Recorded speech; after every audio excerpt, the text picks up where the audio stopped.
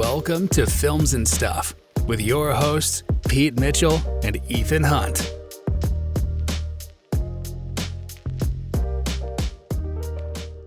Hi, everybody. Welcome back to Films and Stuff. I'm Ethan. And I'm Pete. And we've got a very, very important episode today. If you were with us last week, Pete and I discussed Season 1 of For All Mankind. And we had a number of recommendations and ideas as to how the writers could take the show from good to great. And having now watched Season 2, Pete, were we spot on, or what do you think? So what's interesting to me is it's almost as if they heard our podcast in the last 2 weeks or whenever we're recording this. And did the entire Season 2. And then reshot the entire Season 2. And it's You're because all of a sudden there was no drama at home. All of a sudden there's drama at home. There was no elements of espionage or suspense. All of a sudden, that's the only thing driving Season 2. It was good. Like, there are still elements of it that I'm not a fan of. We'll get there. But, We'll get there. Spoiler alert. Let's give the spoiler alerts up front now. Usually we get it. And this won't be as deep a dive. Let's improve a little bit. Because, we've covered a lot of Foundation's characters already. But yeah, you're right. Let's do the quick spoiler alert. And then the quick and the dirty of it is that it's 5 years later? They've got Jamestown is now like an established moon base. They've got like a couple dozen people up there. They're doing their science experiments. That's right. Yeah. Everyone has mustaches. Everyone's starting to get gray hair. Everyone is the hair and makeup people. Yep. Gordo's put on a bit of weight, but he's somehow still an astronaut, which blows my mind. So yeah, it's in that. I like that there's a time jump. You learn that Joel Kinnaman's character, Ed, and his wife have adopted a baby, not a baby Vietnamese now, baby. A Vietnamese girl who's she's looking at colleges now. So, there's been a significant there's been significant movement in everyone's life. Gordo's ex-wife has married someone else. Gordo's living on his own. Times are changing. That's exactly right. Times are changing, right? Times are changing. So one of the major things when we pick it up on, the first episode was the issue of this solar flare, right? Or the solar storm. And, it's something that I actually thought that this was going to be a more integral part of the entire Season 2, because obviously we see that some of the astronauts in Jamestown were exposed to a lot of the radiation. And I thought this was going to be like the major catalyst for change throughout Season 2. And it was not, but I'm not disappointed by that. But I didn't see the storyline, kind of threaded through the subsequent episodes. How did you feel about it? I think you're spot on. I think what was good about the solar flare was that it was not just a scientific / natural phenomenon, but it was also something that was like the driving force for episode 1, but then it stops because then it's kind of like, okay, here's the push in space, and then everyone continued moving forward on that basis, So it didn't need to be, because then the espionage story picks up and continues driving the story forward. And there's a couple of subplots and B plots and C plots that are going forward. I think it was very skillfully done, because if they had followed through with the solar flare issue, I imagine what would have been the driving force of peace with the Soviets and unification with the Soviets at the end of the season would have been more based on man versus nature versus how do we resolve our own problems. Yeah, I mean, I feel like this is, it was a little bit of a lost opportunity, because I think that would have been a good kind of a season ending event, for example, in Season 1. But I think that they kind of had it a little bit too soon in Season 2, and it didn't really thread then to the following episodes, because I found that episode kind of like 2, episode 3, episode 4, while still interesting because, I had an attachment to the characters, there was nothing really happening. There was a lot of admin and home drama and backstory. I thought those episodes were just a little bit slow to watch. And then kind of the second half of that season, I thought just like went like bonkers. I thought it was just absolutely wild. Oh yeah, absolutely wild. But you had to struggle through the first half a little bit. Yeah, there was. Look, I think a lot of characters you saw growth. You saw the completion of Gordo's character arc, right? Like where he goes from this man who's afraid, who's constantly afraid, who's traumatized by what happened to him on the moon on his first go around, to overcoming his fears, to battling them with his sons, to battling getting himself in shape, and fighting his demons. You see a little bit of that for Tracy as well, where she's fighting her own demons as well. You just don't realize it because she's been living this glamorous life. Otherwise, she's with Ed McMahon and on Johnny Carson. So sorry, you see that you think that she's got the perfect life, but she clearly doesn't. And then you see that they've been combative towards each other for so long. But then that arc, I thought was probably the most interesting non-space related dramatic arc, and quite possibly the best character arc. It's a shame that they both ended the way they did, right? Yeah, I agree. The season endings, and by ending I don't mean the last episode, but I mean like the last 3 or 4 episodes, had some of the greatest wins and some of the greatest losses for the show.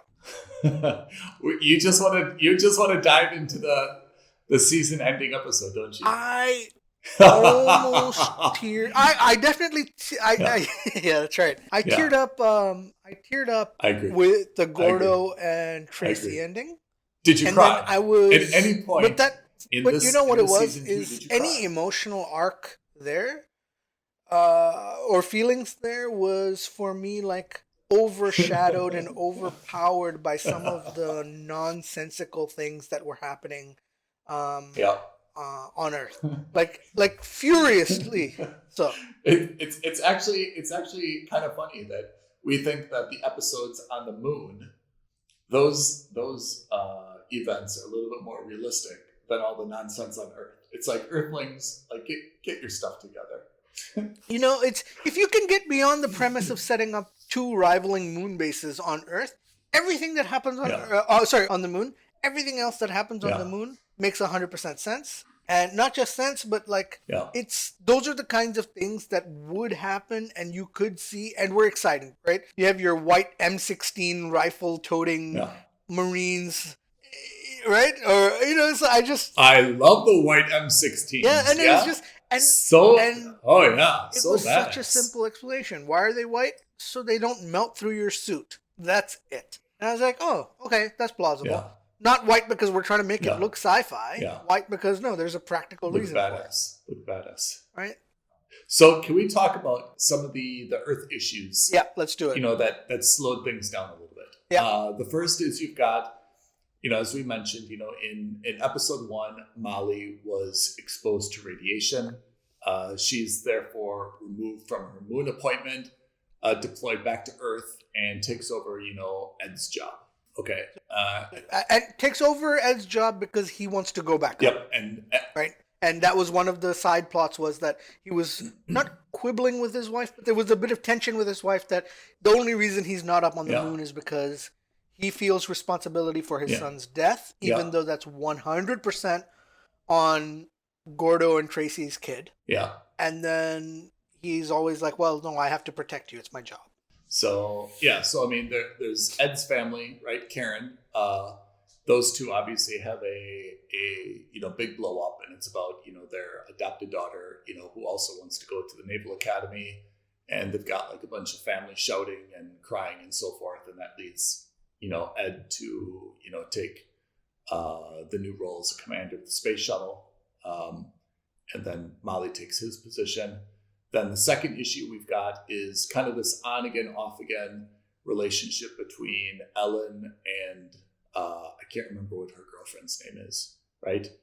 Yeah, the ex-bartender. The bartender who was there in season 1. So those two kind of have this on again, off again relationship.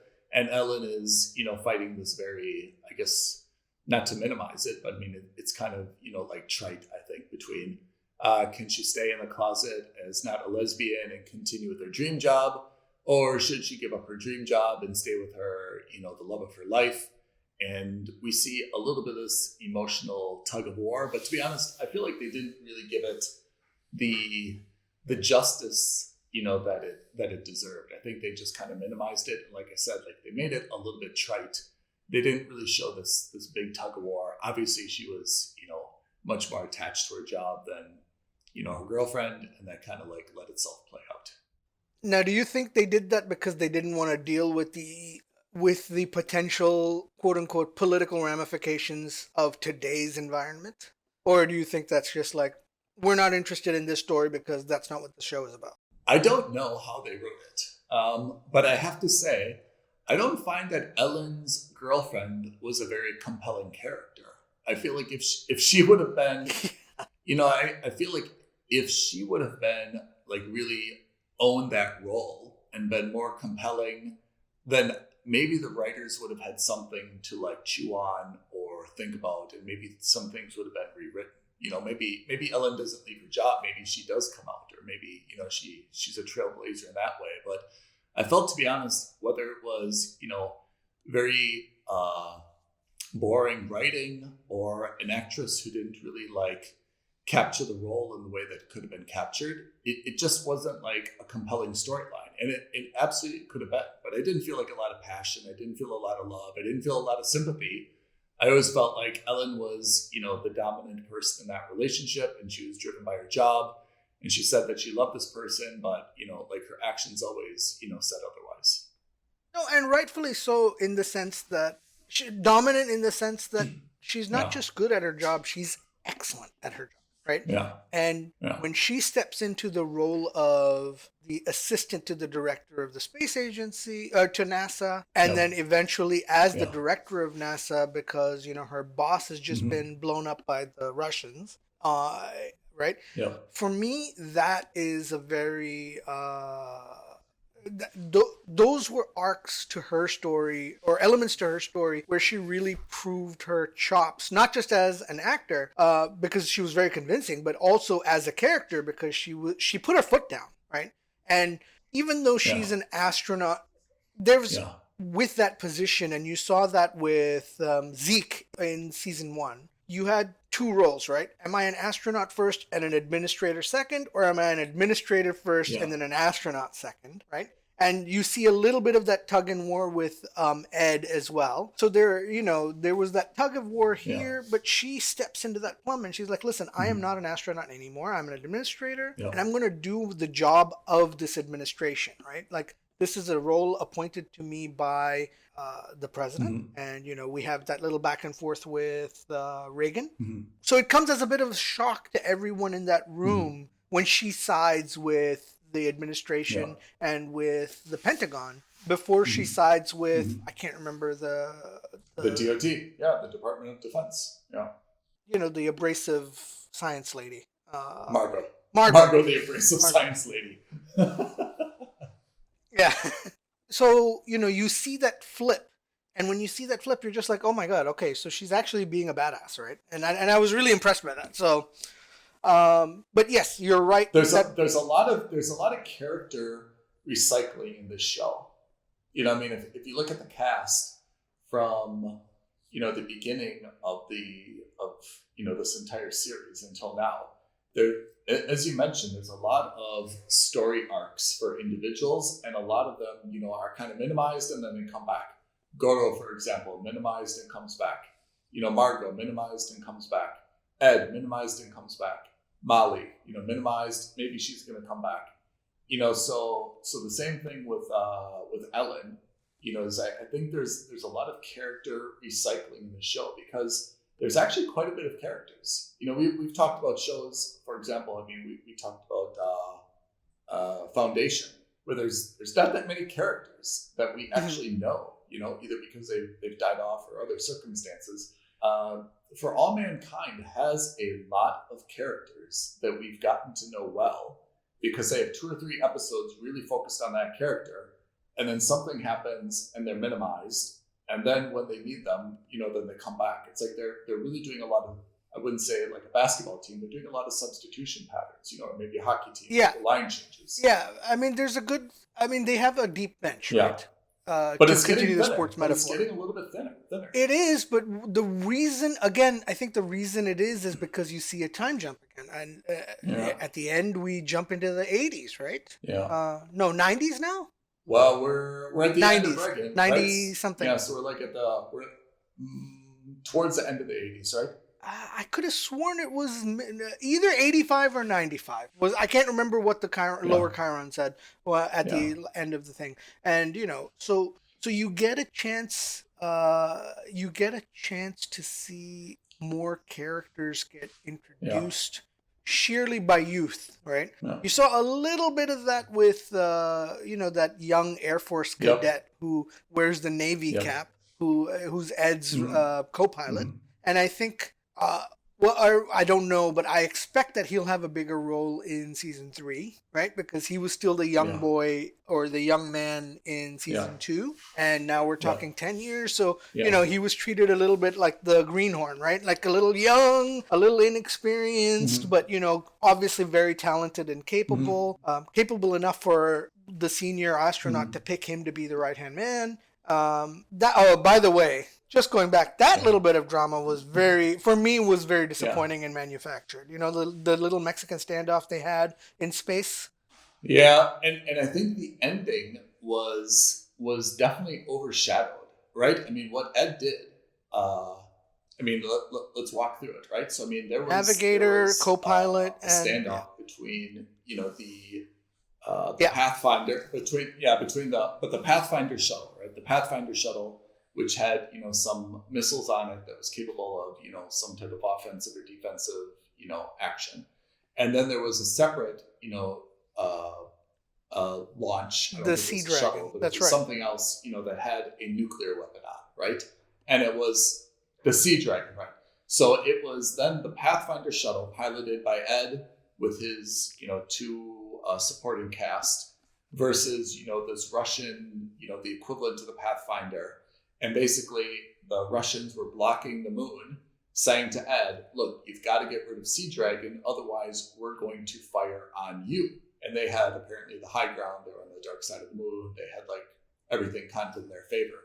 And, Ed, I thought at first we kind of thought that Ed was going to fire on the Russians first. And as you alluded to, that was a Mexican standoff where it seemed like there was a small mutiny by the crew of Pathfinder trying to talk Ed out of what they believed to be his intention to start a war or to fire, on the Russians first.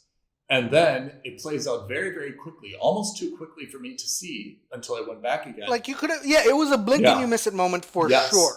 For sure. Yes. And you're right, they glossed over the significance of that. Yes. But the significance is that, tell me if I'm wrong, but Ed decided to destroy Sea Dragon, thereby removing the threat that the Russians were so worried about, correct? Yeah. And this is a moment of personal growth for him because all season you've seen him side with the DOD. Yes. And say that, well, we need to send machine guns up there. We need to send weapons up there. We need to protect. So you fully went into that standoff expecting him to destroy the Russian ship, Baran, or Bazan, I can't remember, right? Whatever it was. Yes. And that's what it is. And frankly speaking, after he fired the missiles, for a split second, it looked like the missiles were going to go to the Russian ship. Yeah. I think it was written out in the way that we've described it, it's a very good scene, and it had a lot of drama and suspense in it. But I feel like the potential mutiny was given too much attention and drawn out. And what Ed actually did to destroy Sea Dragon was really kind of minimized. And it wasn't kind of until after the fact that you realized the significance of what he did. And I think it was super cool, but I think it just wasn't captivating enough because I felt like it was a little bit rushed. And not just rushed, but I think also, and maybe not rushed, but I think it was overshadowed by the fact that you Yeah. had two duct tape clad astronauts. Oh, we're gonna Running- get there. We're gonna get Yeah, there. but right? I mean that was Yeah. exactly what was happening, right? So you see that their nuclear reactor that's But hold power. on. Can I say something to our listener or listeners? Of course. Listener, I messaged Pete and I said, Pete, I just finished season 2. Please tell me when you finish it. We need an emergency episode. Yeah. And I did it by message because I think I was still in tears. I was really, really sincerely touched by this. We'll get to it. Not just the emotion, but I thought the entire scene was just so exceptionally well done. As far as I am aware, in any TV series, I think it's one of my top 2, top 3 season or series moments? endings. I think just endings. It was amazing. You want to walk us through it? You want to walk us through it and recap it? So the quick recap is that the Russians have now invaded Jamestown on the moon, and they've taken over who they think is everybody. But what they don't realize is that Gordo and Tracy are not hiding out, but at the time they were. They had a special place that they went together just to get away from everyone else. They're smoking in the boys' room. And they're smoking, and that's when they when the station gets taken over. They realize what's happening, but they can't do anything about it. They're basically in the galley. They can't do anything. And then they finally get through to NASA through some old computer console, and they're told that the nuclear generator that powers the station, the coolant line has been cut, so it's overheating. That nobody knew about. Until now, right? It was secretly a nuclear reactor, right? Nuclear generator. So they find out that it's overheating, and that of course, if it goes critical, the whole station blows up and everyone. So there's this moment where you're like, oh well, obviously you can see where this is going. This has been Gordo's story. What they're going to do is they're going to somehow, because you see him do a training montage earlier in the season. So you're just like, okay, well, this is what he's been training for. He's not just going to overcome his fears, but he's going to save the day. And the way they save the day is, about 20 meters away or 25 meters away from the station outside, there's the panel that can help them reset the cooling system and get it restarted. But they don't have any spacesuits, so he's convinced that he can save the day by literally running out there, holding his breath, and restarting it and running back, right? And obviously everyone thinks that he's crazy, but then they realize that they don't really have a choice. And then you realize that Tracy's going to suit up too. And what they do by suit up, I mean, they find some rolls of duct tape and they wrap their bodies in duct tape, like super tight. They do have a mask. Very conveniently, they have 2 masks, right? I mean, this is a critical part as well, is that there are 2 masks. They're locked in the kitchen or hidden away in the kitchen area. Right. And the only things that they have at their disposal is apparently a lot of duct tape and the 2 masks. And as you mentioned, Gordo decides, look, I've got to do this. I'm going to save everybody. This is my destiny. And Tracy says, look, dude, you can never do this alone. Yeah. I'm in this with you. And they decide to do it together. They wrap themselves up in duct tape, which, to be honest, I wasn't really feeling like a whole lot of emotion during that scene. I mean, maybe I missed it. There should have been more build-up, but I thought that was, they were just kind of going through it, and it didn't hit me yet, the importance of that moment. But then, of course, when they, kind of went out there together, I thought that was just an incredible scene from an emotional perspective, and the way that it was filmed with no sound. No sound. That's what I really like about this show is they're not Star Warsing or Star Trekking it up. It would have been too easy to put in like a U2 soundtrack on that and have like a sad song or Coldplay or something, and let that kind of overcome the moment. But I love that there was no sound and it was just totally quiet, watching those 2 bounce, step by step. And seeing, how whether it's the atmosphere, the heat, is slowly destroying, the thin layer of duct tapes that they had to them, how it was starting to, rip their skin off. I thought it was so dramatic, how they worked together as a team to whatever, plug, unplug, flip switches together. And there's it was really heart-wrenching because then they make it back inside the hab. But let me ask you, before we get there, did you, when we're watching, we knew that they were going to get there. We knew that they would, flip the switch and so on and so forth. After they did that, what was your thought in terms of one, both, or none of them would kind of make it back okay?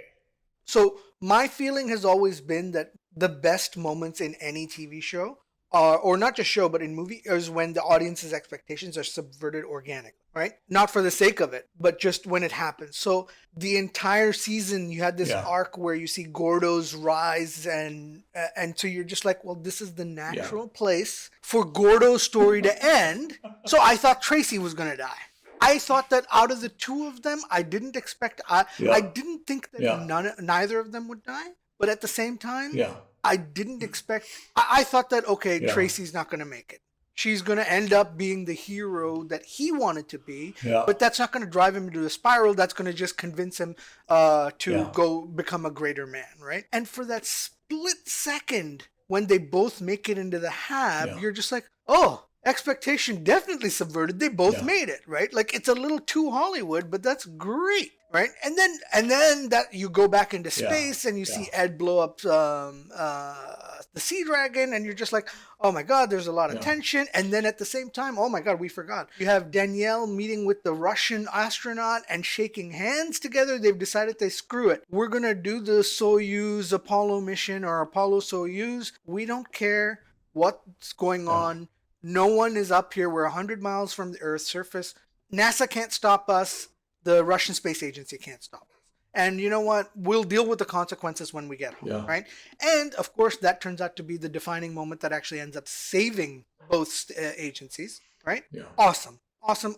So it's almost like and then you just see you see the two of them lying together, back to back, or like inside the doorway of the hab, and you're just like, I'm not sure if they're alive, not alive, but then, the other astronauts, then they see that the space station is released, the Russians leave, and they go and they find the bodies, and then you're just like, it comes crashing down. That's the moment where it all came crashing down for me. Then we get back to Gordo and Trace, right?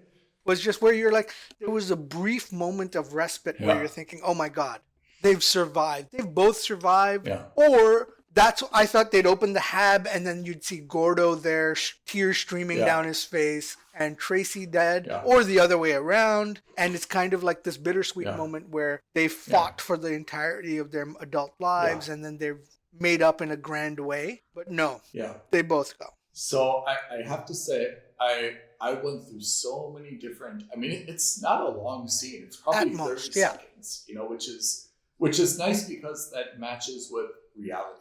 Like that was a 15-second mission that took 28 seconds, and I think the scene was exactly that long. So when they were running back to the hab, obviously we saw that they were like in pretty bad shape physically. When Gordo fell, I kind of was thinking he would just like push her and she'd live, and like you said, that was for me kind of like the completion of a story arc, and I kind of saw it that way. She's the hero again, and like Gordo's redeemed in her eyes. But then when she fell, I thought they would just kind of like, I thought they were done.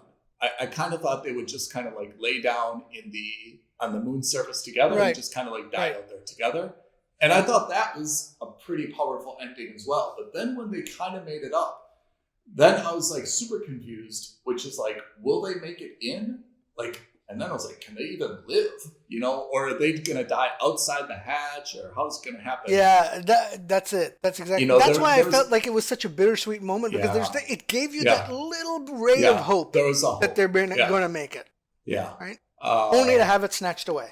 Yeah. But I thought it was an exceptional scene. Really, I think that scene, the only other thing that I can remember, even remotely as powerful, was kind of the series ending episode of The Americans. I don't know if you saw it. That was also a very powerful scene to me. I think those two were probably like the best endings that I've seen in a long time. But this one really did it for me, and I'm happy that, you know, we got to see it, and we did a quasi-emergency episode about it. But I think it was a great way to end, you know, season 2, and there's a lot of questions now for season 3, because, you know, what's been missing in all this is that now there's a big espionage element that's going to center around Margot, right? Oh yeah, that to me, because I thought that was such an, like, you kind of saw it coming in terms of the relationship, right? But then you also you're quickly slapped back into reality by saying, oh, those evil Russians, they've always got an ulterior motive to something, right? Yeah, and it's kind of trite with Margot as well. You know, I mean, you know, Margot's kind of that, you know, character that they've really pegged into a role, and she's always stayed within that role, which is super serious, you know, a little bit socially awkward.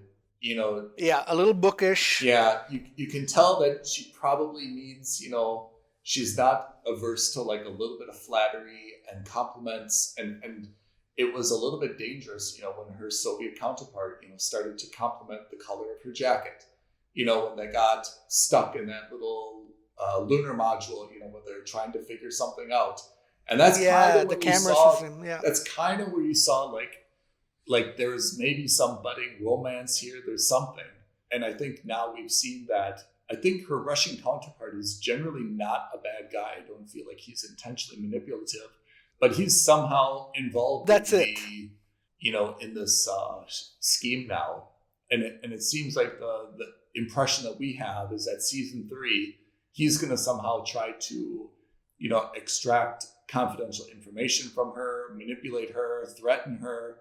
Maybe she defects, maybe he defects, but this seems now that it's going to be like a major spy versus spy storyline in season 3. Yeah, so exactly. And I think here's the thing, right? This is where the writers, and I know they're listening because they clearly reshot the entire series in 2 weeks. But I think this is where you have a great opportunity to subvert expectations one more time, which is for her when she goes to that conference in London to meet this guy, right? This is where the opportunity to subvert expectations is. She goes in there with the CIA fully knowing that he's potentially a spy, right? Or that he's setting her up. And in fact, they immediately start working on maybe bringing him in. You know what I mean? Like, so instead of her, because that for me would be the truly cliched thing to do, which is to say, you have this super bookish, super successful, manipulated woman in power. Exactly. You know, throw a little bit of the male gaze at her, and, you know, we'll woo her, and then she'll like any stereotypical woman of that age, she'll throw out all the secrets in one night, you know, after a night of passionate lovemaking, right? Which is the most cliched old school story, a stereotype, right? And I'm not saying she needs to be like a super spy. If anything, I think it'll be really funny and realistic. And funny not in a ha-ha way, but funny like in a dark humor way. To show her bumbling around, like trying to be suave when she clearly isn't. And, you know, she's got like this bulky tape recorder hidden away. Things like that. Which, by the way, I mean, I find it really funny. You're now talking about really advanced technology, but you can still see remnants of like really old school 80s era tech, which is like really bulky and weird. Right? So, like, you get to see the birth of cell phones in the show, like in the 70s and 80s and things like that. So, like, there are so many things that they could do that way, because now the question is going to be what's happening on Mars, right? We don't know. We know that next season is going to be all about Mars, nothing about the moon. Or we expect anyway, because why would you deal with small potato stuff when you've got the big cheese on the plate, right? The question is, what is the race about now? Because theoretically, after that handshake with Daniel and the Russian cosmonaut, the race is kind of over. Which is to say, we both made it to the moon. It's not about who came first now. It's about who's there and who's the best, right? And what are they doing, right? And exactly. What is the purpose of being on Mars, right? What is the benefit of, you know, all this espionage? What are the effects? Especially since there were moments where you saw Margot, who values life more than she values politics, and she was like, listen, you know, there's a defect on your space shuttle design that you copied from us. And so she hints at that and then outright tells the space guy and ingratiates herself, or at least ingrains some of that trust, which is why I think this turn where she turns out to be the spy in disguise would be far more interesting to me. Can I throw something out there? Because, right now there's only, it's not good versus evil, but it's US versus Russia, right? And we've kind of, seen this clash now for, a good season and a half. I think we need. Yeah, exactly. I think we need a third party. I think. Oh man, you know who I thought it was going to be? I thought it was going to be China for. I agree. I think we need to somehow. I see why they didn't bring them in season 2 because there's a lot going on, right? But I think we need to introduce a third party, and I think that we need to see the U.S. and Russia either cooperate with each other, or they need to. One of them needs to team up with, whether it's China, whether it's India, whether it's, EU, which isn't really compelling. Because you saw a little bit of cooperation with the European Space Agency at the beginning. I think a little bit of element. I think you're absolutely right. I think it's going to be a little bit of an element of the enemy of my enemy is my friend kind of situation. I think it's just not going to be like when you just read it out loud. I'm not that compelled by another season of US versus Russia, who can get to Mars first, who can, to be honest, I'm sure you can build some intrigue, especially because, this issue with Margot and her suitor. But again, whether it's going to be espionage or disinformation or something, like, I feel like that storyline has been told before. I'd like to see something else where there's, 2 versus 1 or, some other type of triangular intrigue. Just to add like a new party to the mix. How brilliant would it be is if in that and the end of episode 1 of season 3 you end on seeing a flag on Mars and it's the Russian the Chinese flag or like an Indian flag or whatever superpower you want to make it flag. I think that you could have done it in hysterical. There could have been a different way to do it as well, which is there could have been this thing where there's, this, Sea Dragon, right? Where both sides said, hey, Sea Dragon's not ours. Like, no, you've got nukes.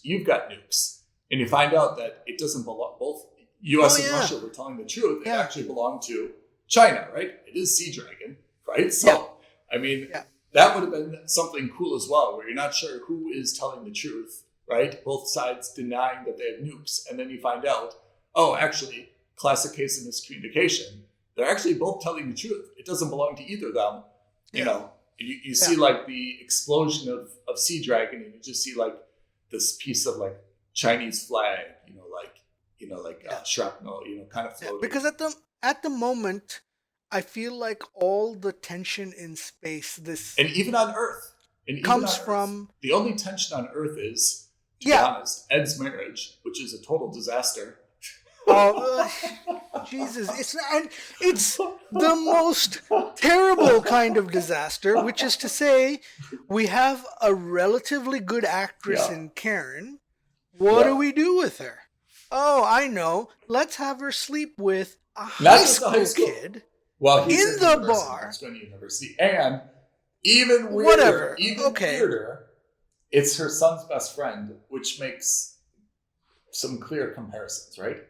And it's the most stupid thing ever because she had a strong, not arc, but she had a good story in the sense that she went from this housewife of an astronaut to a bar owner, and not just a bar owner, but a successful bar owner. And then she's like, where the downfall started in my mind was she's for whatever reason, allowing the stupid flirting with the kid, right? Which is unbelievable. Are you angry at the? Hold on. Are you angry at the character or like the storyline? Because I'm angry at the character, but I love the storyline. Do you though? What? Okay, tell me what you like about the storyline. There's a difference between liking it in a real world morality. Sure, in terms but in terms of manufactured TV drama, Yes, in terms of manufactured entertainment drama, I have to say, we saw the flirting for a few episodes, right? And I kind of thought, like, okay, the guy's going to try to kiss her. She's going to shut it down, and that will be that. And that'll be it. And then they kissed, which I thought was like pushing the envelope. And she shut it down, and I thought, okay, that's going to be that. They're going to have kind of the awkward, hey, let's just kind of forget about it and move on. But then, and I think, like you talked about, like subverting expectations. This totally subverted my expectations where she's like, hey, lock the door, meet me downstairs. In terms of entertainment value, I love it. I mean, like, because I really never saw it escalating to that level. And it gets super weird now for 3 reasons. One, of course, she's got a kid who now somehow seems to have like an unhealthy crush on her.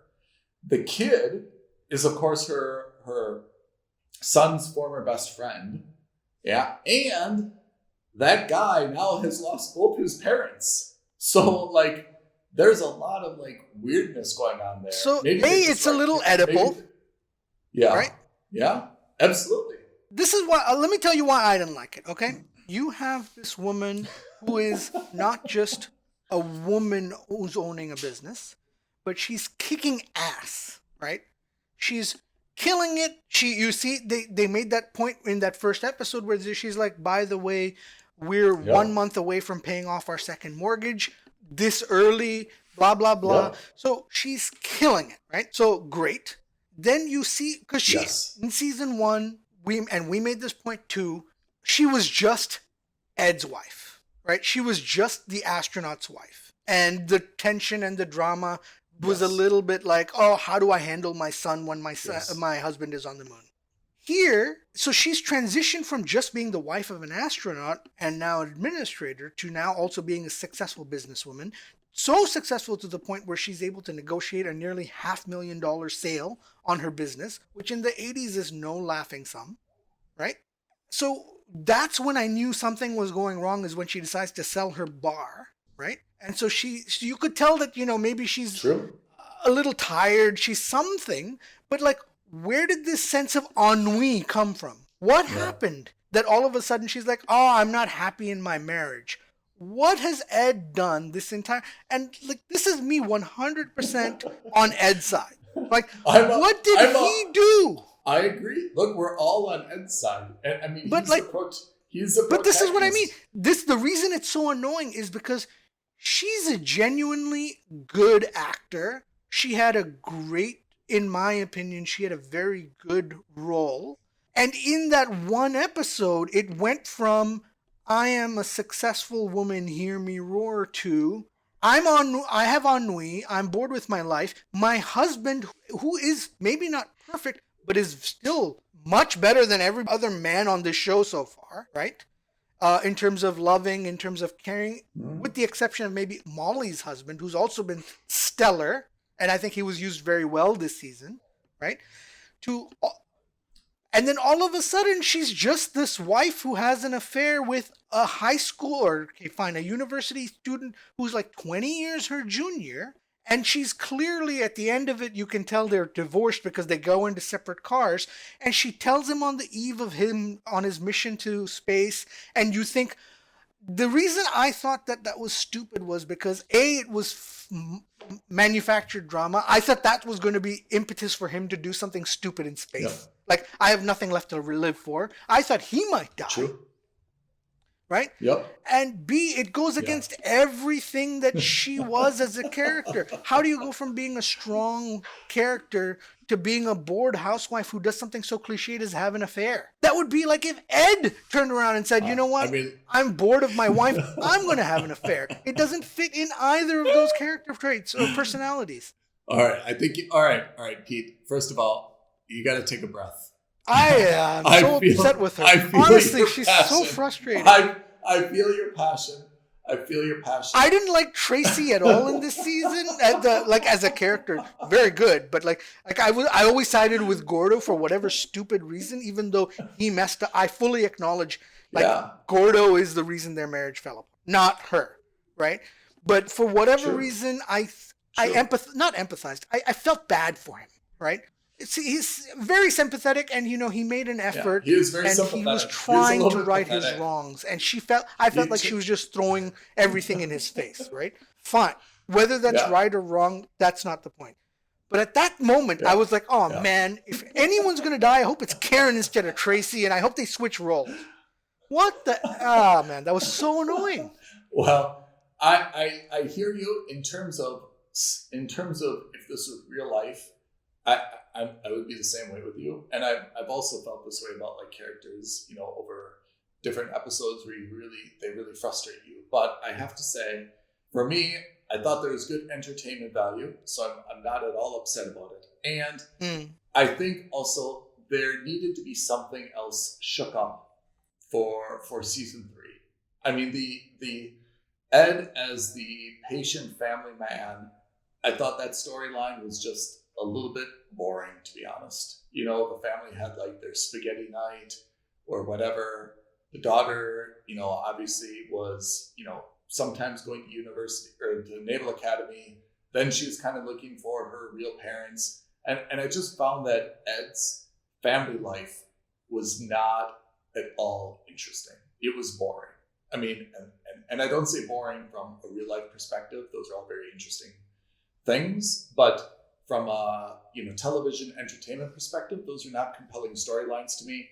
I think something needed to dramatically be shook up, and I think this is going to shake it up. I don't know where Ed goes from here. It seems like he's absolutely going to be single. Whether he takes in, Gordo's 2 kids, that could be compelling. Whether he starts a relationship with someone else at the agency, that could be compelling. But I thought that storyline had just kind of like run its course. I didn't really want another season 3 of Ed and Karen, the perfect family, sharing spaghetti night, while their perfect daughter was off at the Naval Academy. So I think this was a storyline by necessity, just to kind of keep things fresh. Yeah, but I think what you're doing is you've effectively, because if you have to, if the writers and the directors, it's a moral bankruptcy. That's really getting you. Maybe that's why I'm furious. But I mean, but the reality is this, right? Yeah. Like if you have to choose between Ed's story and Karen's story as a writer, as a viewer, as a director, I mean, you're 100% going to follow Ed. Yeah, you're not going to follow Karen because Ed's a protagonist, so we need to have that sympathy for him, right? We need to look at him as a hero. But that's my point. Is I feel like this was a really lazy way of fridging Karen, and I'm not saying that that's going to happen. Maybe she's a prominent player in series, right? Maybe. But you know the concept of being fridged, right? I mean, I guess I kind of understand it, but say it. Okay, so the quick and dirty backstory is that it comes from the comic books, and I think it was Green Lantern, right? And one of the impetuses for Green Lantern was that his girlfriend / wife, whatever it was, I can't remember, and maybe it's someone else, but for the sake of argument, let's call it Green Lantern, okay? In the comics, you find that one of the driving forces is that his girlfriend plays a very small role at the beginning of the series, of the comic, and she's literally murdered and put into a fridge. Her body is stored into a fridge, right? And it was kind of, that term has been co-opted in movies and by pop culture to imply that the driving force for the main character is the death or attack on the male protagonist's love interest. Right? So a good example of fridging in recent years is in Deadpool 2, where the only reason Deadpool 2, the only reason the movie happens the way it happens is because in the first 5 minutes or 10 minutes of the storyline, his girlfriend is murdered, right? Or maybe, I'm pretty sure it was Deadpool, right? So that's an example of being fridged. In this case, if she is not a prominent player or at least has a significantly better story in series 3, right? And she's sidelined between in the show, she's effectively being fridged. And if she's being fridged because she had an affair with her son's best friend and destroyed what, at least in this universe, would be construed as a very good marriage, right? Right, but like, what on earth? Like, that is such a terrible way. I'd almost prefer if she were like, this is a terrible way to fridge a character who was as strong as she was Yes. in the In first like almost any 6 or universe. 7 episodes.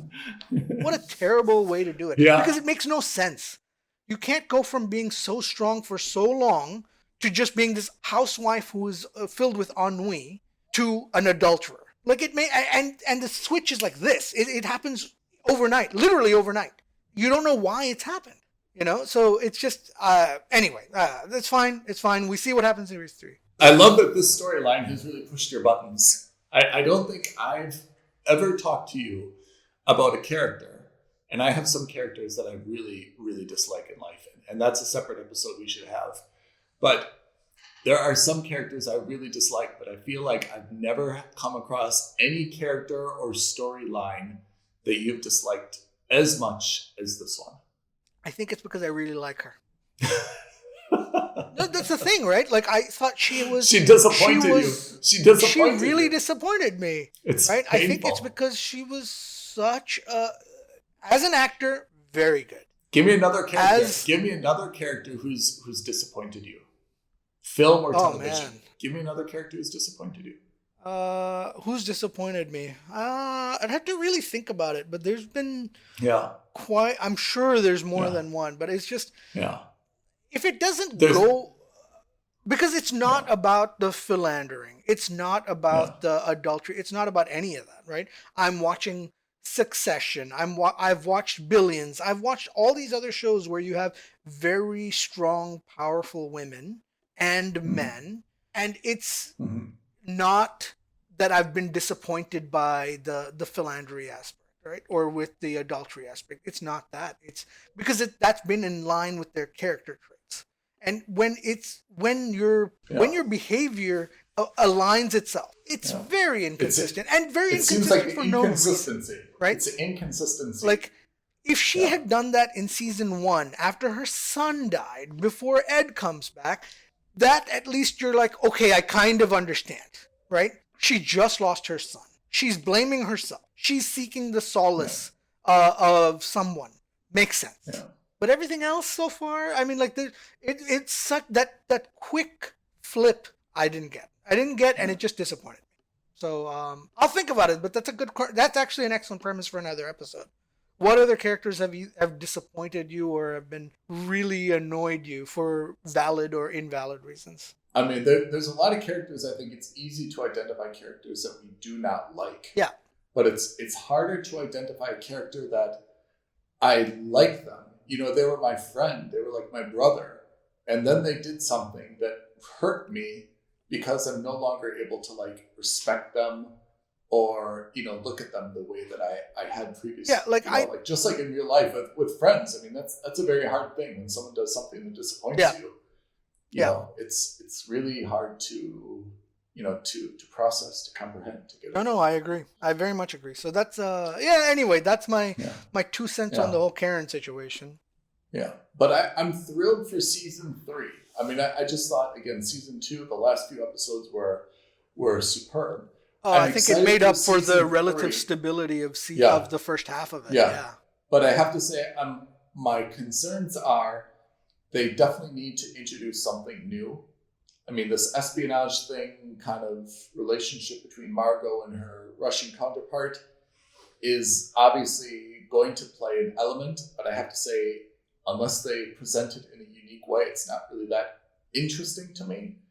And I'm worried about the bench. I mean, to lose both Gordo and Trace, and we lost Deke the season before. I mean, we're Molly is... We're running low on astronauts. Yeah, I mean, we're kind of running low on astronauts, and they haven't really gotten a young crew. We talked about this guy who wears the Navy hat. I mean, he's kind of soft-spoken. Alita's still not... Potential, really, but we don't know. We don't know. So, I mean, we need, some additional people, There's no other way to put it. Yeah. Yeah. Yeah, I agree. That I agree. Let's see. I think you're on the right track. If they introduce a third nation or a third superpower, and I don't I'll be very honest, I don't want it to be aliens. Like, I don't want there to be like, oh, we go on Mars and there's an alien substructure there. Like that, for a series so quote unquote grounded in reality, like that's the last thing I'd want to worry about. Or not worry, but that's the last thing I'd want to see is the two of them uniting, that the Russians and the Soviets reunite, or maybe at this point it's going to be Russia, not Soviets. But I don't want to see the US and the Russians unite against an alien being. I want them to reunite against China. India, I think, would be hilariously interesting. You know, there could be another alternative, which is this also a little bit mirrors history, right? I mean, it's revisionist, but you can see like it's got Ronald Reagan in it. It talks a little bit about like the tensions in South America, which, you know, is kind of like the Nicaragua, like Contra affair, right? If this continues to follow, would you see that the Russia is bankrupt? It goes through its turmoil, right? Maybe Chernobyl somehow is linked into this, and suddenly the U.S. essentially like buys or like acquires, the Russian space program. Yeah, or they become like like the ISS, right? You have the International Space Agency kind of situation, where you know what's going to be an interesting thing? Who's going to be president? Is it going to be Bush? Is it going to be Clinton? Where are we going to stand on that? Because you're right, because we're going to fast forward probably another 5, 8, 10 years. It's 10 years. It's 10 years. I think. Yeah. So I think it was 85, and then it goes to 95. Yeah. Because I'm pretty sure the Lower Chiron said 1995, and you see the boot on Mars. They're going to have to try to. First of all, everyone's going to look older, right? I mean, like Joel Kinnaman started as 26, and now he's going to be 46. Yeah. Right. I mean, from the time season 1 started, so in the span of 2 years, they have to give him like a 20-year range. So I mean, I agree. I mean, I'm not sure where it goes from here. I thought the espionage episode, that storyline was very good, kind of for season 2. It seems like it's going to be put off for season 3, but we still need a little bit of something here, whether it's cooperation, a third party. But I agree with you. I'm not super keen for monsters or aliens or something like that, Yeah.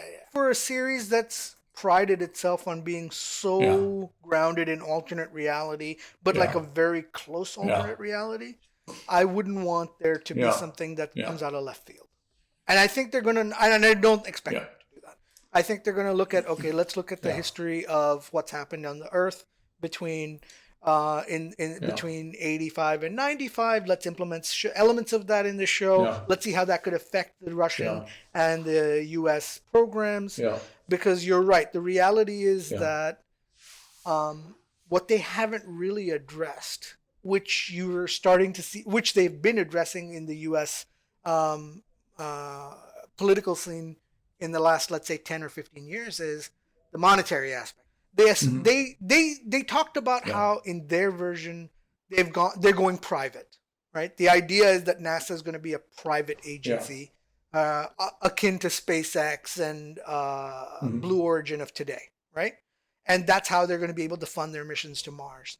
But they don't really talk about the economic impact, which is to say of the rest, right? Like, we don't know who funds the Russian program. We don't know who funds the European program, and how that's going to fundamentally alter.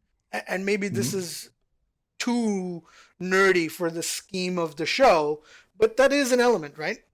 For a series that's talking about the politics, why wouldn't you talk about the finances as well? Right? Oh my God, what'll be interesting to see is if maybe they go and make oh my God, I can't remember her name. Maybe she becomes a politician, right? Because they alluded to that. Ellen, maybe she becomes the senator, Ellen? or a governor, or maybe she's running for president, which is something that they hinted at, right? I mean, it was the driving force as to why her girlfriend left her. Was, I think, that the reason she left her was because she knows that she will never be able to become anything important in terms of politics if she's. I mean, I feel like that's.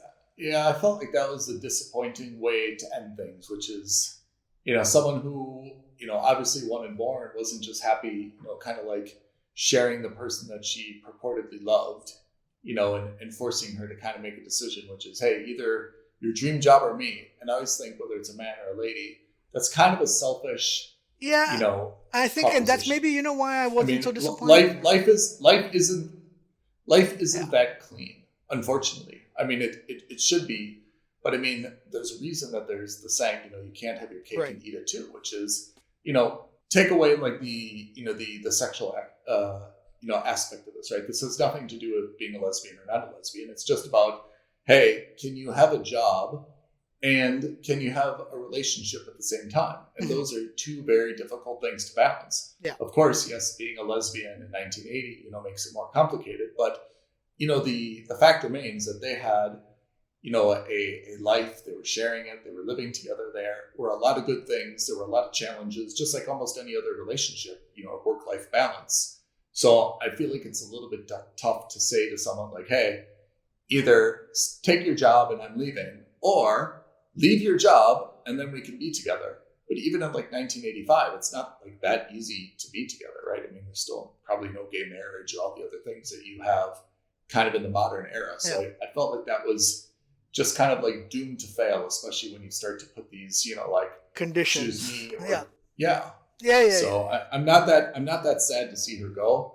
I'm a little bit sad for Ellen, but at the same time, I feel like Ellen made it very clear that this job is really her passion and it's something that she wanted. And to be honest, I mean, regardless of who offers you a job, you're flattered that the president gives you a job. If you really liked your partner and you really wanted to go run your family's business, I mean, go do it. I mean, no one's really stopping you, So I just didn't find that to be like a very emotional storyline. It was a good one, but it didn't really cause me to break into tears or anything. Yeah. And then again, it's not just that she loves her job. She's also very good at it, right? Which all the more reasons why, even if she wanted to leave, there will be a lot of forces preventing her from leaving, right? It's also, how easy is it to leave any job? Under normal circumstances, sure. You can all leave your job, sure. But when you're basically a government appointed job, a politician, a lot of scrutiny comes with that too, right? Yeah, I agree. So you don't just put your 30-day notice and walk out. Yeah, exactly. And certainly not without people asking why, right? Mm-hmm. Especially when you're at the top of your game, right? I kind of liked what they did with Nate Cordry's character, which is to say, okay, I'm leaving NASA. I'm now working for Boeing. We don't exactly know why. I think, again, maybe it's because they didn't have many things for him to do on the show, or, they didn't know what to write for him, because that effectively allowed him to be a very, very... It minimized him. It really minimized him, right? And he kind of said, look, I want my personal life. I want to go somewhere. Presumably, he's making a lot of money. It seems to be a little bit cushy. He's got his own private personal life, which obviously, he's enjoying. And I think it was a good way to minimize him in the show. And at the same time, still keep him for backstory when he was needed. Yeah, I think we'll see. What'll be interesting is because, Boeing is famously one of the two biggest aeronautics companies in the world. I wonder if there's some teeing up for season 3 where maybe it's not a U.S. versus Russia. Maybe it's the government versus private business. Maybe it's Boeing who's going up into space. Oh, I have to say, Pete, I like where your mind is going on this. I mean, maybe that's actually super cool. What if it's this dude who, unbeknownst to all of us, is kind of selling secrets from Boeing, and this is the rise of Airbus? We actually don't know how Airbus was created, right? Maybe this is the start of Airbus. Right. So what if they say that, Boeing says, we want to acquire NASA and we're going to make it not about science, but about space tourism. And Ed becomes basically a glorified concierge or pilot.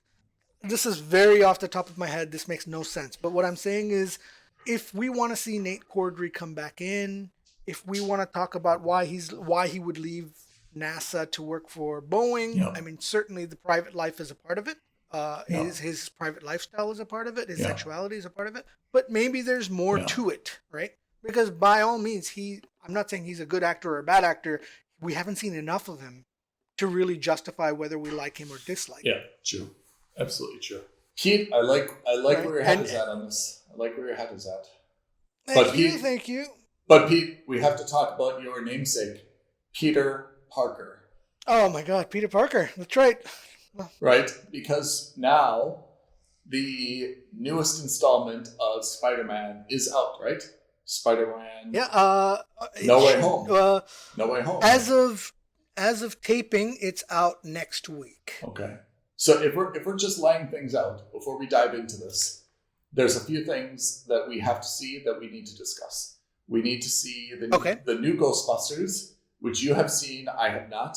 I have. We both have to see The Matrix, which is not yet out. Neither of us have seen. I think that's out on the 20-something, 25th or so. So in 2 weeks or so. And now we both have to go see the new Spider-Man, No Way Home, which neither one of us have seen. But I think we should prepare ourselves for it because Spider-Man, both comics and cinematically, if that's a word, has a very long history. And I think it's really important to kind of unravel where we've been and where we're going with this franchise, which is governed not just by creativity, but to be honest, by legal issues, right? I mean, the Sony, Marvel relationship, has basically governed this. And one of the things I did not know that when I was doing my research in advance of the show is that Sony only keeps the rights to Spider-Man if it puts out a standalone movie not less than 5.75 years. So at least once every 5.75 years, they have to release a standalone Spider-Man movie. Correct. Otherwise they lose the rights. That's exactly That's what happened to Blade. They not Sony. I think it was Fox who owned Blade. They lost the rights to Daredevil because of that clause in that contract.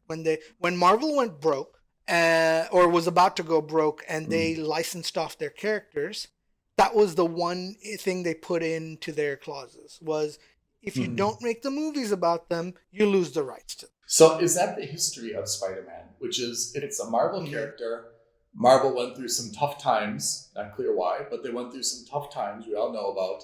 And Stan Lee, the founder, the creator, licensed off Spider-Man to Sony, and Sony has owned it ever since, which is why it was such a big deal when there's a collaboration to bring it back into MCU for Civil War, for Endgame 1, Endgame 2, and now apparently in this newest installment, they've got Doctor Strange, so they're still kind of incorporating some of that MCU. But this seems to be the end of the road of the cooperation between MCU and Sony, right? So it's interesting you say that because just a few days ago, Amy Pascal, the head of Sony's films division, right, made a very off-the-cuff remark that gained a lot of press was, this is not the end of Spider-Man as you know it, the way we, and by we she means the royal we, see it. We see at least another 3 movies of Spider-Man in the MCU. So she was, and while nothing formally has been declared, I imagine they're already in talks to make Spider-Man 4, 5, and 6 within the MCU, or as a part of the MCU. What do you mean? What do you mean 4, 5, and 6? You mean like there's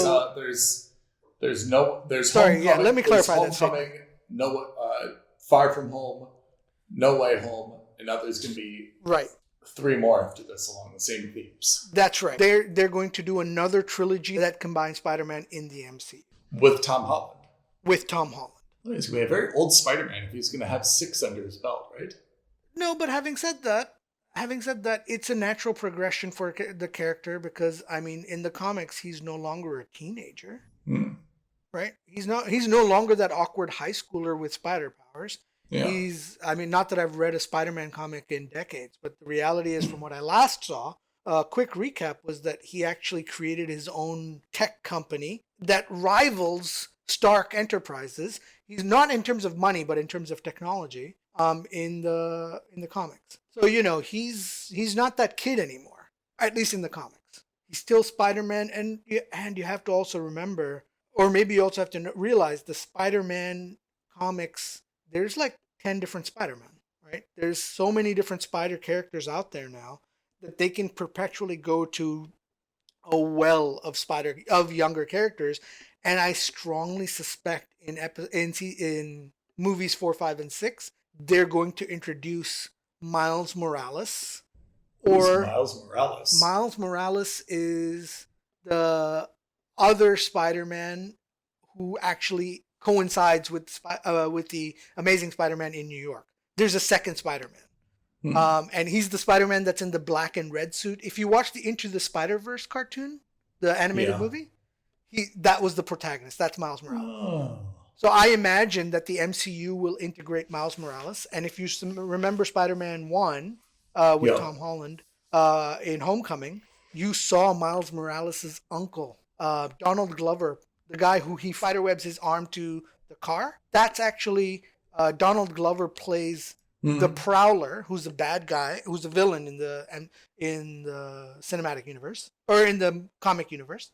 And his nephew is Miles Morales. So they've laid the seeds. I'm not saying it'll necessarily happen, but I expect to see Miles Morales. And if not Miles Morales, I expect to see, now that there's going to be the multiverse in the MCU, I'd expect to see Gwen Stacy. Spider-Gwen. I don't actually remember what her real name is. But isn't Gwen... I mean, Gwen was in the first one, right? Gwen was in the first one as the daughter of Michael Keaton. Is that correct? That wasn't Gwen. That was just from what I understand, and I'm, again, please, comic book nerds, don't go after me.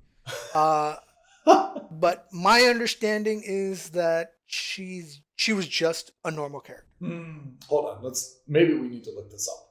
But that's a very interesting point, because I thought that was Gwen, because I'm also, the comics, there are basically two love interests, right? There's MJ and there's Gwen. Yeah, I think you're right. Yeah.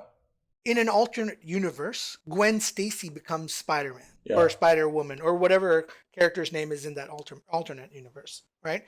And she loses Peter Parker, like how Peter Parker loses Gwen Stacy in the comics in his universe. So my understanding, so they have doesn't matter, right. Irrelevant. The point is that if they go with this multiverse route, which they're clearly opening up with Doctor Strange 2 and with this Spider-Man, with the third Spider-Man, for the listeners out there, let's clarify, we're not including the Spider-Man trilogy with Tobey Maguire or the 2 Spider-Man movies with Andrew Garfield. Because we're just talking about the Tom Holland Spider-Man. Right. So, but let me put this in perspective, because I think this is the way that I understand it, which is they did the 3 with Tobey Maguire. And then they basically did a reboot with with the Amazing Spider-Man with Andrew Garfield. With Andrew Garfield, right? It was 3 and then it was 2, but they didn't follow anything. It basically, with Andrew Garfield, it kind of reimagined things, right?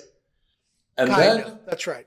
For a lot of different reasons, right? But it wasn't intended to be 3 different, or wasn't intended to be a sequence. It was intended to be, forget you ever met Tobey Maguire. Andrew Garfield is Spider-Man, and that's right. This is how he got his. That's right, and this is why they had to do the movies. Exactly, this is why they had to do the movie because they knew they had to do a movie every 6 years or 5 years or whatever it was, right?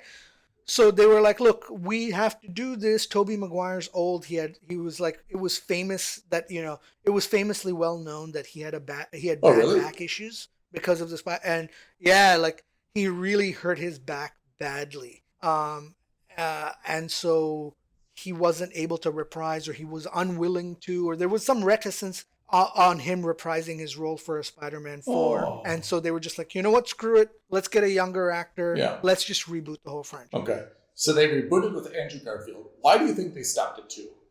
Because it was terrible. They weren't that good, and they didn't make any money. Well, relatively speaking, yeah. They still made hundreds of millions of dollars, but I mean, it was just critically So then they terrible movies. Then they started it back, But they did something pretty clever, I think, which is rather than starting all over again with a standalone Spider-Man, remember they introduced him in Civil War, right? So this is an interesting story. They first introduced Tom Holland in Civil War. Yeah. So this is interesting because at the time, Sony was losing money hand over foot as a studio. They had made a string of flops, and like what? Irrelevant. The point was that critically bad movies, financially bad movies. Like they had just made a ton of things. Yeah. And Amy Pascal was. I think this was around the same time as The Interview. Remember when that got hacked by the North Koreans? Yes. It was just like one piece of bad news after another. And Amy Pascal was like there, and again, this is all Hollywood rumor. Like it was like known in the industry. She was known as being like a battle axe, and people didn't like her. Like she was a bad personality. She was caught with emails leaks, bad mouthing actors and directors, and it was just like she became persona non grata. Right. So even though she's the head of like one of the big 5 studios at the time. Like people didn't like her, and like she came off, and generally it's understood whether this is true or not. I don't know, but it's understood that she's not a well-liked person in Hollywood, or wasn't. There was a lot of pressure at the time because Marvel had just been acquired by Disney. Has been making movies which were like, $1 billion each in revenue or more. So there was a lot of pressure by Disney shareholders maybe, or by just fans of the MCU to Disney saying, you have the money, start buying your characters back. Make them a part of the cinematic universe, right? Because what Marvel did really well was to say, well, we don't have any of our A tier. The X-Men franchise is with Fox, and Spider-Man is with Sony. So we have a bunch of B tier and C tier characters. Let's try to make them A tier characters. And to their credit, they smashed on all of them, right? Iron Man is now an A tier character, even though traditionally in the old school comics, at best he was a B tier character. Ant-Man, at best, a C tier character. All these characters. So again, Hulk was A tier, but Hulk was with Universal Pictures, not with the Marvel Cinematic Universe. So there was a lot of problems there, right? So what about Hulk? Wasn't Hulk always A tier? And Hulk, by the way, I think was only A tier, or maybe at lowest B tier, because of Lou Ferrigno's Hulk TV show, which was relatively a pop culture success, right? One of the few comic book successes in television and cinema history. So the point was that Disney said, there was a lot of pressure by fans and shareholders to Disney to say, listen, you now have a couple $2 billion and you have the power of Disney behind you to write you a check for any amount. Go to Sony, buy Spider-Man. Go to Fox, buy the X-Men back. And to their credit, Disney said, okay, we'll buy Fox. And they automatically got all of the X-Men characters and all of the characters back, right? And that's not to say that they did it because, people like me sent them tweets that said you should do that. I'm sure there was good financial reason for doing so. And clearly, economically, it made great sense for them to have all of them under one. So theoretically, Spider-Man and so Hulk isn't 100% with them. Hulk, I believe the rights are still with Universal. I'm not 100% sure because it's complicated. No, Sony is Columbia. Sony Columbia merged, not Sony Universal. And Sony has Spider-Man. And then I think everybody else is back into the MCU. So what's missing from Marvel? Is it only Spider-Man, or is there someone else missing from Marvel? At one of the Comic Cons before Civil War started filming, and I think this is, post Avengers 1 success, or Avengers 2 success, they said they approached, and I don't know who approached who, but Disney and Sony started talking, and they said, look, your last Sony film was a critical flop. Because all Sony films are distributed. All these things do nothing for Sony as a movie studio. So Universal has Hulk, and merchandise and franchising rights belong to Disney. Only the character rights and movie rights belong to Sony. Okay. So if the movie does really well, Disney still profits because Disney gets to get all the money from any toys they make, right? So Sony said, whatever it was, there was an agreement made to say that, okay, we're still going to own the rights to Spider-Man, but what we're going to do is we're going to co-finance the next Spider-Man movies, and that'll allow us to let you put Spider-Man into the MCU, and you agree to that. So my understanding is, and I don't know what the ratio is, but let's assume for the sake of argument, it's 50-50. Whatever money Marvel decides to spend on making a Spider-Man movie, Sony foots 50% of it and gets 50% of the gross. But that allows, and what they said is all creative control goes to the MCU, right? Because the thing is that Sony had creative control over the last 5 Spider-Man movies, and 3 of those 5 Spider-Man movies were pretty bad. So they said, okay, fine. And then that allowed that formula to happen, where Sony said, okay, but then in turn, we want to see MCU movies in the standalone movies, which is why you had Iron Man in Spider-Man 1, and why you had Nick Fury in Spider-Man 2, as well as, what's his face? Mephisto. Yeah. Not Mephisto, the guy with the fishbowl head. Jake Gyllenhaal. Oh, yeah. Mysterio, sorry. My God, I'm losing my nerd credentials. There's one more thing that's important to say, which is with Spider-Man, there's like hundreds of characters that relate to Spider-Man, right? Which is why Sony has Venom as well. Well, yeah, Spider-Man related villains. That's right. Right. So you have Venom. It's Spider-Man. What's the guy Jared Leto is playing? And then you have Craven, who I think is going to be in the next who could potentially be in the next standalone, or there are rumors that he's going to play a part. So there's quite a few standalone Spider-Man villains which have got their own movies, and I think what they're going to do is that with the MCU. Oh, you know what? I bet they're going to do for 4, 5, and 6. I take it all back. I think they're going to do an Avenger-style movie for 4, 5, and 6, where it's going to be Spider-Man versus the Sinister Six. We've already seen. Who are the Sinister Six? Who are the Sinister Six? So Spider-Man has a great villains, a rogues gallery, and what they did in the comic book series is that all of the Spider-Man villains got together and said, all right, well, I wasn't able to take him out alone. You weren't allowed to take him out alone. Why don't we team up, right? And so they were called the Sinister Six. It had Electro, Vulture, and blah, blah, blah. There was like a bunch of them. Right? So, and they all got together. There's something good about, there's something interesting about, Spider-Man, which I think Spider-Man has the best list of enemies, right? Or supervillains. Yeah, interesting. His rogues gallery for me is one of the better ones because their characters have generally been nuanced. But like Batman's rogues gallery is also pretty killer. Even though that's a DC thing. But I think in the DC universe, Batman's rogues gallery is pretty good. Vulture, Dr. Octopus, Sandman, Lizard, Electro, Mysterio, Green Goblin, Scorpion, Rhino, Shocker. So all of them have either already been in the Spider-Man movies, or they're going to be they're going to be a part of it. So I think they're going to build a Sinister Six movie, and I expect Venom, because Venom's not a part of the Sinister Six, and traditionally Venom is kind of like. In the comics, he's been a bad guy, but also at the same time like an anti-hero, right? So I think what they're going to do is, because in the last Venom movie, spoiler alert, at the end credit sequence, they integrated the Tom Hardy Venoms into the MCU.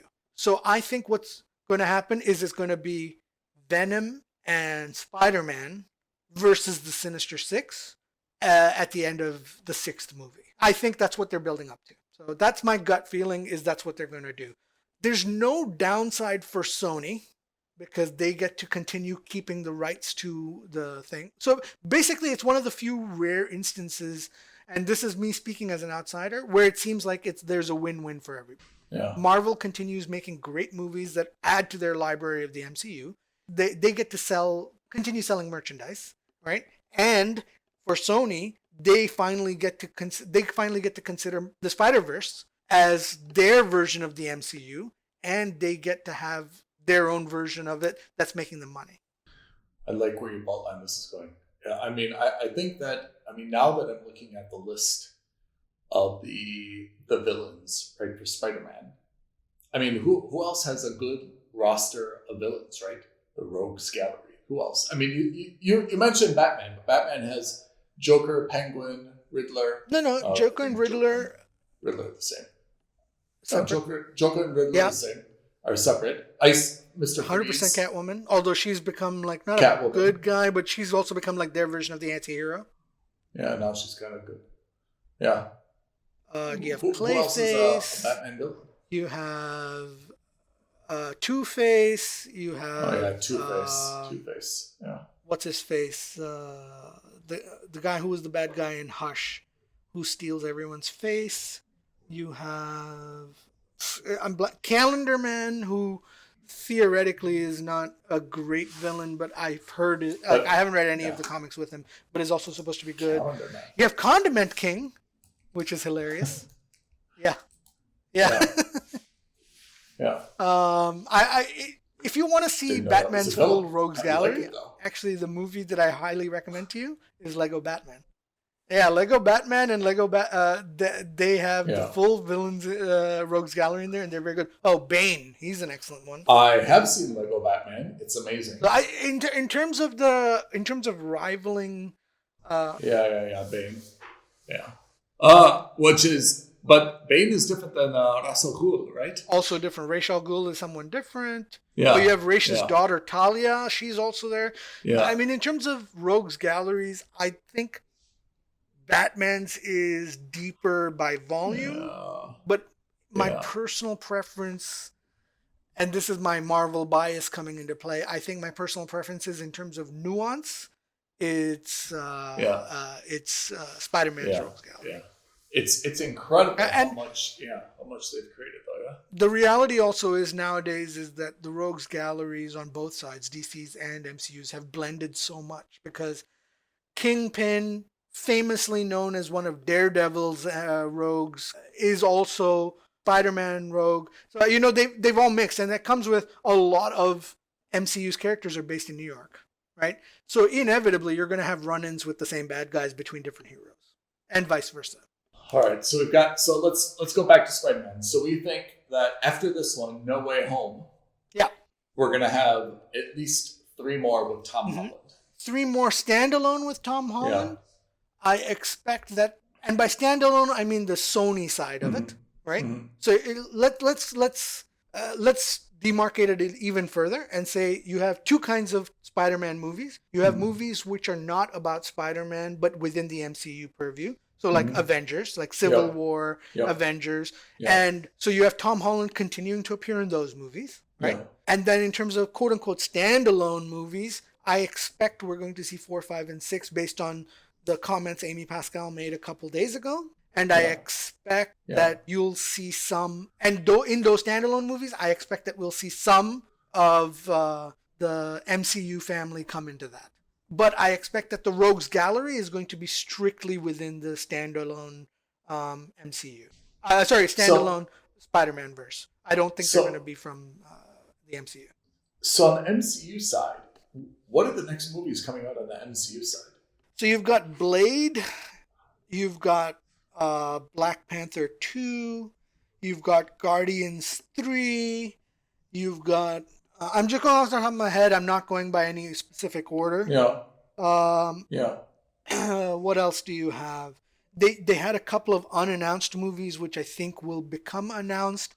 So Doctor Strange 2 we know about. What else is out? I strongly expect within the next 3 or 4 MCU movies, I strongly expect the allusion to Fantastic to be made. Somehow, I was hoping that the TV shows would have done it. Well, and then I strongly expect X-Men within the next 10 movies. And not to come out as a movie, but to be teased. What about X-Men? And then one of those unannounced movies could be an X-Men movie or a Fantastic Four movie, but I think they'll go Fantastic Four first. Yeah. So I'm looking at what we've got here. I'm looking, and there's... this is subject to change, but Morbius is supposed to come out in January. Doctor Strange is supposed to come out in May. Thor is supposed to come out in July. Oh, yeah, that's right. They're filming Thor as well. That's right. Love and Thunder. Yep. Black Panda, Wakanda Forever, a year from now, November. Who's going to be Black Panther in here? I have Chadwick zero idea of what they're going to do with that. I have zero idea, and that's why I'm Okay. very excited. So rumors are that his younger sister Shuri is going to be the new Black Panther. That's the rumors, but what I had Yeah. really Maybe hoped that's right. for, but I don't think Yeah. they're doing it because Yeah. what they've announced a different Yeah. TV series. So what I really hoped Yeah. for was that she was going to become the new Yeah. Iron Man. I thought because she has the smarts and they have the tech capability. So I thought so in the comics, the Iron Man successor is called Iron Heart, and it's this girl on the West Coast, if I remember correctly. I haven't read the comics. I think what they're going to then Captain Marvel, right? Brie Larson. Captain Marvel 2, sure. Where they're I think bringing out the newest Captain Marvel, the Kamala Khan. This is February 2023. That's a long way from now. And then Guardians of the Galaxy is May 2023. That's 18 months from now. They haven't even started filming yet. Ant-Man and the Wasp, Quantumania. That's right. Is July 2023. I mean, this is a good 20 months from now. And then but this is about right. They usually only release 3 movies a year, 2 to 3 movies a year, right? Yeah. And then we go. Blade is unreleased, and then everything is a little bit fuzzy after that. I agree. We know that Captain America, the new one's going to come out with the Falcon as Captain America. Yeah. You know that Deadpool is going to be reintroduced. Deadpool 3 is going to be introduced, and they've confirmed that he's going to be a part of the MCU and that he's going to be an R-rated movie, which blows my mind. I don't know how they're going to do it. I have no idea how they're going to do it. So there's what they did smartly and also annoyingly when they had their release schedule.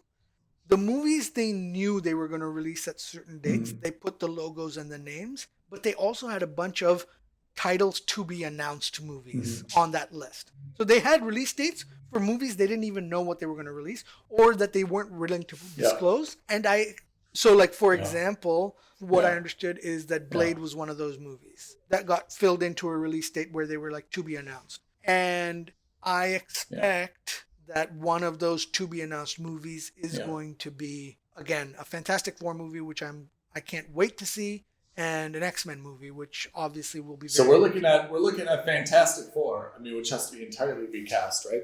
We're looking at Fantastic Four in end of 2023 at the earliest. At best. So we have no idea who's going to be. And that, again, is predicated purely because what they'll do is they'll tease Sue Storm or Reed Richards in one of the mid-credits or end credit scenes in one of the movies, right? And they'll only do that if they know who Reed Richards is and who Sue Storm is. So MCU is going strong. We see no letting up, at least in the next 24 months. So they've got 4. So we're in phase 4 of the MCU now. The hilarious news, which I'm really excited about, is that Keanu Reeves wants to be a part of the MCU. Really? Yeah, he went out and said it. He said, "I think they're doing something that no one has ever done in cinema before, and I would love to be a part of that." Right? So my question is, let me ask you this. Let's do a tangent, one of our tangents. If you could cast Keanu Reeves as anyone in the MCU, who would you cast him as? I mean, it has to be a new character then, right? Yes, as a new character. Right? We've just talked about a bunch of movies that we don't even know about. So X-Men or Fantastic Four, is there someone you see Keanu Reeves playing? I don't know. Who would you see him as?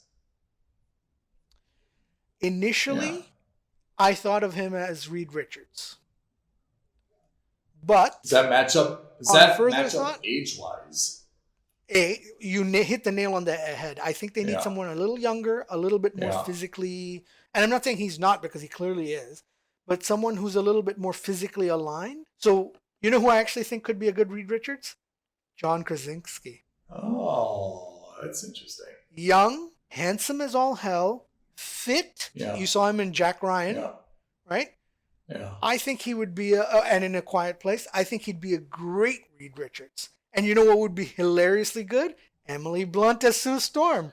Real life husband-wife team playing an on-screen husband-wife team. Look, if they were going to bring in Keanu Reeves, the time to do this honestly would have been Eternals. right? Eternals was I think a chance to kind Yeah, of, he could have played a statesman. right? That would have really like introduced like a bunch of people.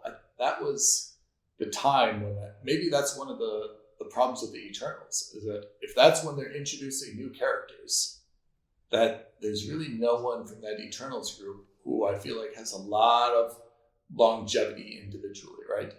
But here's my feeling is that the characters themselves are so obscure. Yeah. Do you want someone so famous playing Yeah. someone so obscure? Right? Because there's always a chance that it doesn't do well. Yeah, it's true, but it cuts both ways, right? If you really say, like, look, let's introduce someone new.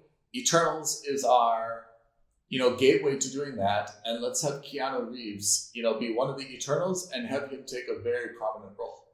Just like I think you'd want to have someone who's like a B tier, like in the Guardians of Galaxy. All four of them well-established actors, but none of them were stratospherically famous. True, but that's what you told me about Jon Snow, right? Now Jon Snow's going to take a bigger part in Eternals, that's right? Maybe not Eternals, but maybe in the Blade movie. Right, somehow. What do you think of Hawkeye? We've never talked about Hawkeye. Do you think we should add a Hawkeye episode? We definitely should. The 4 episodes are out. I think there's another 2 in there. I'm not going to say anything, but they just did a very interesting crossover. I'm very intrigued by where it goes. I must say, I'm actually enjoying it so far. I'll tell you this. If it wasn't for you, I would say that I'm not very excited about it. And the reason is, even though I really like Jeremy Renner, and of course I really like the character in the Avengers, I felt that the tone of this show, and I've only watched 2 episodes, so I'm going to continue on based on your recommendation, but I felt like the tone of this show is not really clear. Like, is it supposed to be kind of funny and goofy?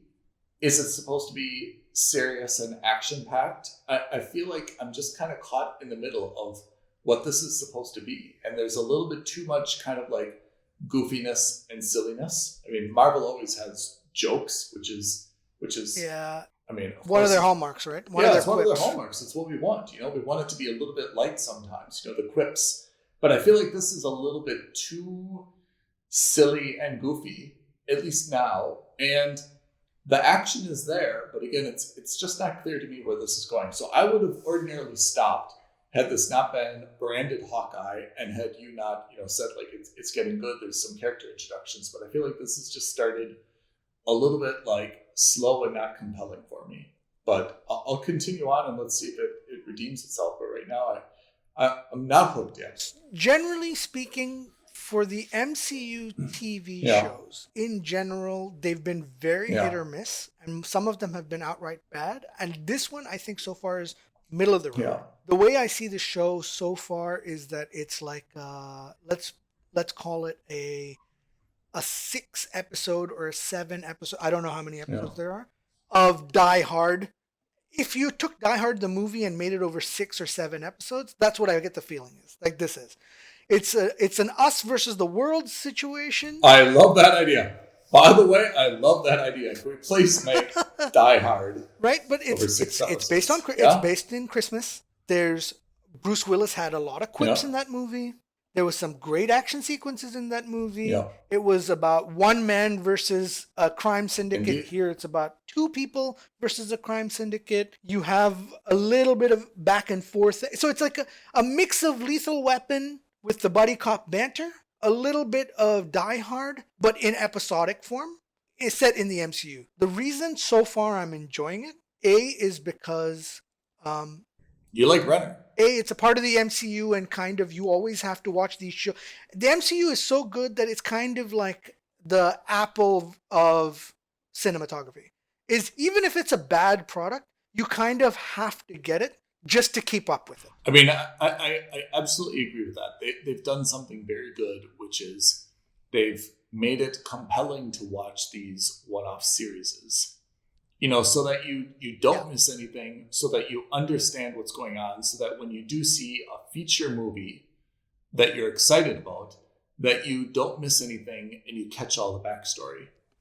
Any reference, any nothing, which, and Endgame and Infinity War were a testament. Yeah. Endgame especially, because it basically took 22 movies and referenced all of them in some way, shape, or form. Yeah. Right? Yeah. And if you watched all 22 of those movies, and if you did your homework, you got an A+ because you were able to say, I understand that reference, right? A throwback to Cap in Avengers 1. So for me, that was that's half the reason you watch these shows. And if it turns out to be a good show, all the better for you. If it turns out to be not a great show, fine. Just consider it as, eating broccoli with dinner. You have to do it because your mom made it, right? And so for me, I think what's interesting is that for the Hawkeye show is he's an Avenger, but he's not superpowered. He doesn't have a suit made of metal. He has nothing, right? So you get to see like the human element or the human cost of what it means to be an Avenger. And they really dig deep into that. Well, not deep, but they dig into that, right? In a way that no movie would ever allow you to do. You saw a little bit of that in Age of Ultron, like you briefly touched upon that, but you don't really see much of this in the Hawkeye show. And there's one more twist that I'm hoping for in terms of not a shocking twist, but just another character twist that I'm hoping for, but I will keep that to myself until that series is over and we discuss it. Oh, a very rare no spoiler. A very rare no spoiler. But look, we've got a few things to follow up on now, right? So I've got to see Ghostbusters, and then we can have a Ghostbusters breakdown. Oh, where we talk about 1, 2, and 3. We've got to see Matrix, and I think we need a huge Matrix breakdown. We may even need a pre-Matrix, just like we did for Spider-Man now, right? I mean, because there's so much to kind of like remember, so that I think we understand, because this is going to be, I think, a very critical movie, but I think we really need to get a good grasp on what happened in 1, 2, and 3. So I think we need to recap Matrix before we see Matrix. We just did a recap of Spider-Universe before we see Spider-Man. Then we could do the Ghostbusters recap. And what else do we have coming up that's of real interest to us? We can talk about Succession. We can talk about Yellowstone. Succession will be an interesting... I just saw the first 2 episodes of Yellowstone. Right. We're getting somewhere. I gotta tell you, so far, I must admit, not super compelled. No. Okay. Not super compelled. It seems like a good drama, don't get me wrong. Yeah. And of course, that's also with the strength of Kevin Costner. Yeah. It also seems weird to see Kevin Costner as not necessarily a good guy. You know what I mean? Yeah. He plays like whatever. It's irrelevant so far. Yeah. And I'm going to stick it through season 1. Yeah. But whether I continue thereafter, to be determined, based on how season 1 goes. TBD. At the moment, not certain. Not liking all the characters, I gotta say. This is a change of pace show, right? I mean, it's a little bit contrarian in terms of what they've done, right? I mean, like, everything out there is that we're watching, at least, is urban based or science fiction based, right? And I kind of like, whether or not you find the show compelling or not, I mean, that's a matter of personal taste, but they've obviously taken a little bit of a contrarian view, which is, hey, let's just strip away all this other stuff and let's just make it in big sky, right? And let's do the opposite with big trucks and big ranches in Texas and big belt buckles and all the other things.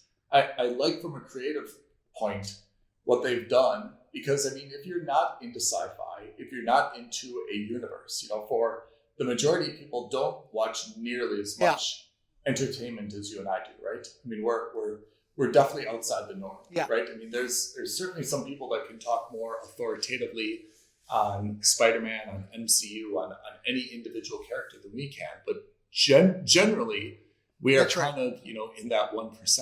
So for, anyone else who doesn't have the time to kind of catch up on everything and isn't interested in watching, Loki, for example, where they just don't understand what's going on, Yellowstone, I think, is something that appeals to people who just want something that's a little bit different. In there's a lot of things, whether it's, Warner or Marvel, they're doing a lot of things now that are maybe not similar in terms of character, but just in terms of themes, there's a lot of similarities. And if you're not into that genre, there's not a lot of other choices on Netflix or other places if you're looking for something at a different pace. So that's true. Yeah.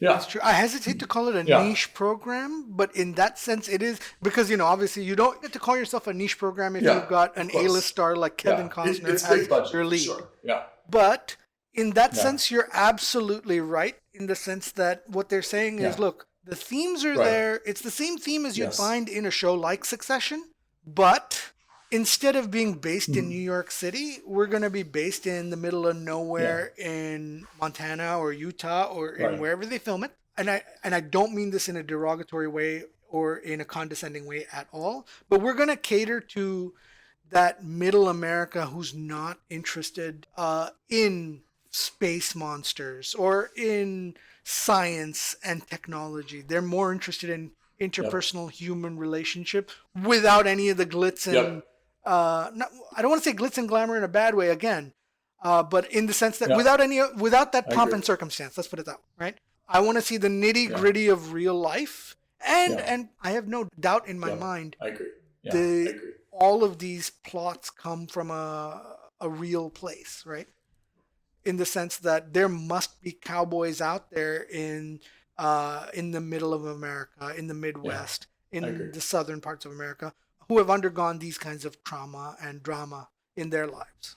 I agree with that. And I think, to be honest, there's less clutter in this market. I mean, if we were pitching a show, I'm sure so many people have heard, hey, we're the next Game of Thrones, or we're Game of Thrones. But in space. Yes. That's exactly right. And that's a crowded market, first of all. And it's also, there's only one Game of Thrones. You can't catch that lightning in a bottle again. And it's too big to do, right? So, I think that rather than kind of chasing all those other things, which is a very crowded market, and there's only so much bandwidth, right, in that pie, that it's unique what Yellowstone has done just to go in a totally different direction. And I think if you and I were pitching a show, we said, hey, let's, one of the reasons maybe Ozark was so popular, right? Right? That was a show that still had a lot of great elements in it in terms of intrigue. But Ozark was cool because it was like, hey, it's in a weird place, it's something different. It's not in New York. It's not in Los Angeles. It's not in Chicago. And I think that there is a niche if you can do it right.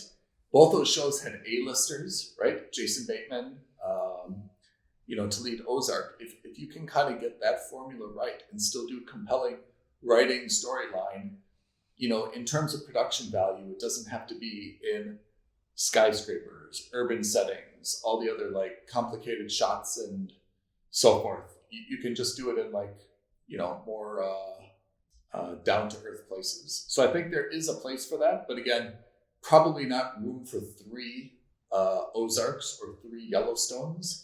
But if you did something, interesting in kind of, an island in Hawaii, it would probably work. If you did something, how about Breaking Bad, right? In New Mexico, there's a room for those things, but they have to be done extremely well for it to, get a loyal audience.